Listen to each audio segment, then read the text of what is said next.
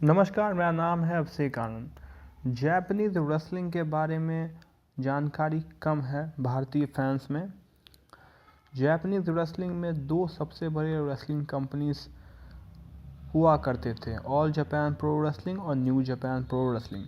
मौजूदा समय में न्यू जापान प्रो रेसलिंग अच्छी स्थिति में है, लेकिन ऑल जापान प्रो रेसलिंग की स्थिति अच्छी नहीं है।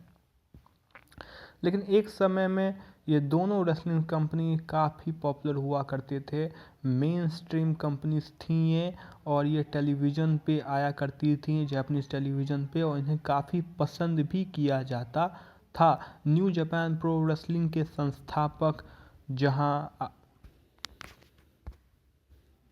एंटोनियो इनोकी थे, वहीं ऑल जापान प्रो रेसलिंग के संरक्षक जायंट बाबा थे।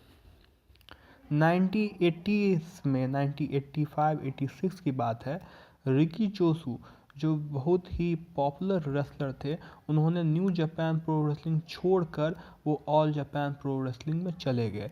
इससे टोटल रेसलिंग की प्रतिष्ठा को बहुत बड़ा प्रभाव पड़ा। आप पूछेंगे कि कोई रेसलर अगर किसी एक कंपनी को छोड़कर दूसरी कंपनी में जाता है, इससे रेसलिंग की प्रतिष्ठा को क्यों कोई प्रभाव पड़ेगा? लेकिन जापानीज़ में ऐसा नहीं होता। जापान में आप किसी एक रेसलिंग के साथ स्टार्ट करते हैं और उसी में आप अपने कैरियर को भी समाप्त करते हैं।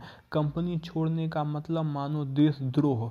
और जब रिकी चोसू ने ऐसा किया, वो न्यू जापान छोड़कर ऑल जापान प्रो रेसलिंग में गए, तो रेसलिंग ने अपना एक जो समाज में सम्मान था उसे खो दिया। और उससे भी बड़ी बात हुई जब वो ऑल जापान छोड़कर फिर दोबारा न्यू जापान प्रो रेसलिंग में चले आए। रेसलिंग की प्रतिष्ठा काफ़ी ख़राब हुई, रेसलिंग की रेपुटेशन काफ़ी ख़राब हुई। बाद में और समस्याएं हुई, रेसलिंग टेलीविज़न से आउट हो गया। जब रेसलिंग टेलीविज़न से आउट हो गया तो रेसलिंग की पॉपुलैरिटी काफ़ी घटी, और आज के स्थिति में अंडरग्राउंड लेवल पर न्यू जापान प्रो रेसलिंग तो काफ़ी पॉपुलर है। ऑल जापान प्रो रेसलिंग काफ़ी स्ट्रगल करता है, उसकी पॉपुलैरिटी काफ़ी कम हो गई है। रेसलिंग बिल्कुल भी मेन स्ट्रीम लेवल पर पॉपुलर नहीं है जापान में अब। इसके और भी वजह हैं, लेकिन यह दिखाता है कि जापानीज़ रेसलिंग किस तरह से अमेरिकन रेसलिंग से अलग है।